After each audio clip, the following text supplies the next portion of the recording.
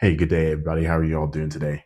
So, I decided to make this video uh, kind of continuing going along the lines of American exceptionalism. And what spurred this one was because I watched a YouTube video recently of a Gen Z woman, first generation American, being interviewed uh, by these journalists asking her why she's deciding to leave America and move to, I think it was the UAE. And she talks about how she's first generation American. Parents moved here from I think it was Jordan. They're Palestinian, but they moved, I think, from Jordan to the United States back in like the late 80s, early 90s, I want to say. But either way, regardless, she finished college, was having trouble finding work here.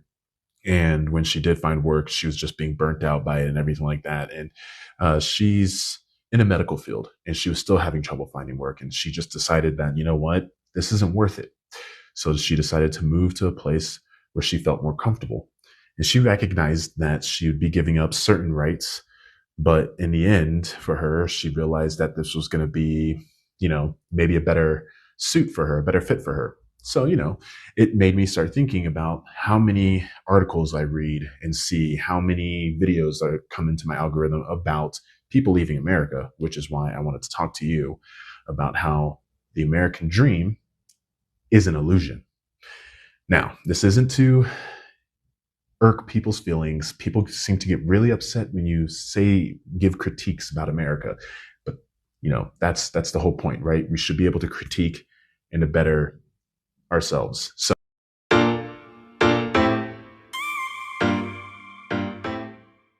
the promise of hard work leading to success, home ownership, and financial stability is one of the reasons. But today, that dream, the American dream, seems more like a mirage. Rising costs, stagnant wages, increasing political division, and deteriorating quality of life. Many Americans are packing their bags like this girl and leaving the country altogether. So, as I already asked, is the American dream an illusion? Don't get upset with this video. These are facts, right? And why are so many Americans choosing to leave? So, let's break this down. The American dream is a changing reality. For decades, the American dream was built on three pillars: economic opportunity, the idea that if you work hard, you could climb the ladder of success, right? Home ownership, a house in the suburbs was an ultimate sign of success. Now, I'm a homeowner, so I got one of those blocks, right? I also work hard, so maybe I got two. And then the third one, freedom and stability. The idea that the US was seen as the best place to live, work, and retire. I don't agree with the third one. Sorry, that's just the way it is for me. But the reality today is much different. As I just said, home ownership is out of reach for many. Wages have not kept up with inflation. And the overall equality of life is declining.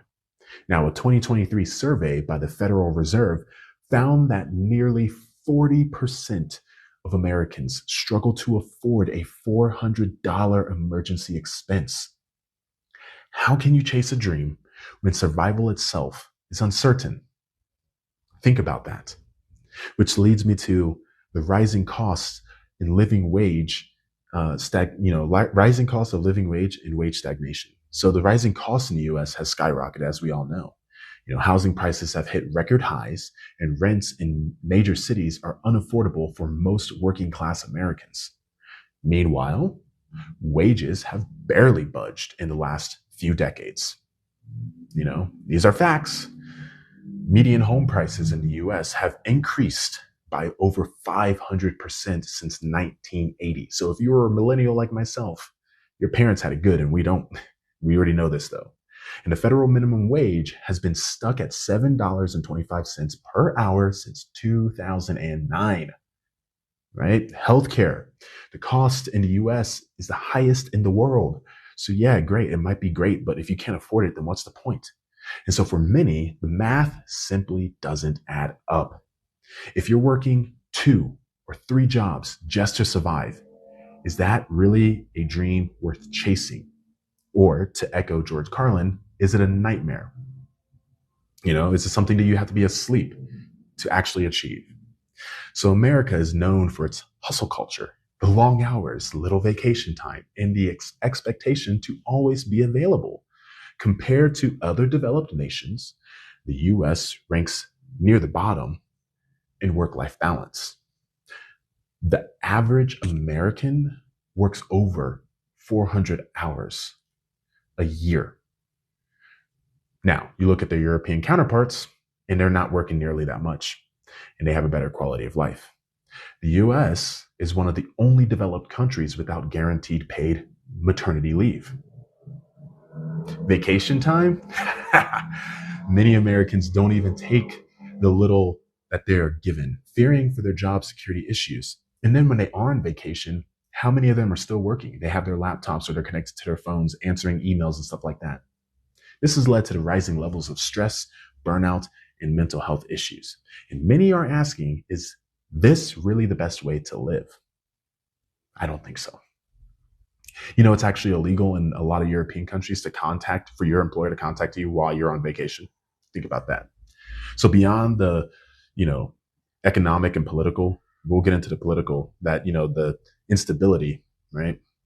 And which leads me to gun violence, which remains a major issue with over 48,000 gun-related deaths in 2022 alone. The political climate is even more polarized, making many feel unsafe or unwelcome, especially when the government doesn't want to do anything about having any kind of gun reform, which then also plays a role in healthcare, again, which remains an expensive and complicated mess with millions of uninsured or underinsured people. So we just hit that. And so for many, leaving the US isn't just about money. It's about your quality of life, your safety, and peace of mind. Think about these things, right? Think about this. So where are a lot of Americans moving to? Well, for starters, Mexico is the number one place for expats, American expats, because it's affordable, has affordable cost of living, the good health care, contrary to what people think. It's growing expat community. So, and then you have Portugal, has a high quality of life, affordable healthcare, and attractive visa programs. However, some of those are changing. So if you're thinking about moving to Portugal, look into that. And Thailand is another one. Low cost of living, warm weather, and a laid-back lifestyle. And then you have Canada, of course, and alongside Europe, with better social safety nets, healthcare, and work-life balance.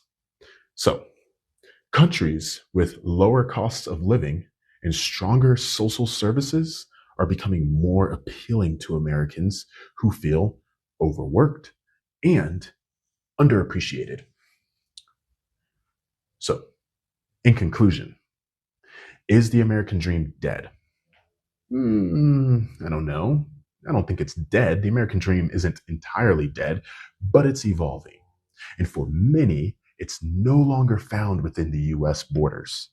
The harsh economic realities, work culture, political instability are making it harder to achieve the traditional version of success. So what's next? Should Americans redefine the dream?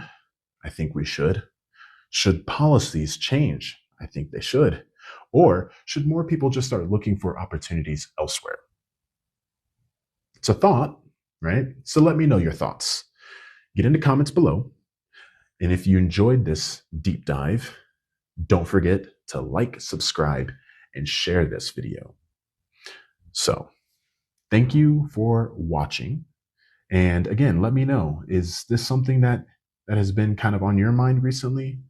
And I'll just say this one last thing. If you wanting to move is a political thing, probably not the best reason. Just my 2 cents, take with this as you will. The girl that I was talking about before wasn't moving because of political reasons. It was more economic due to the burnout, the stress on her mental health, and the hustle culture of America.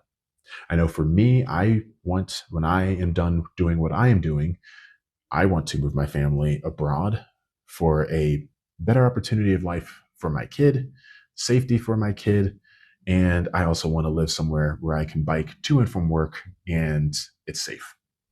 So let me know what you all think. Get in those comments, like, subscribe, and I'll talk to you next time.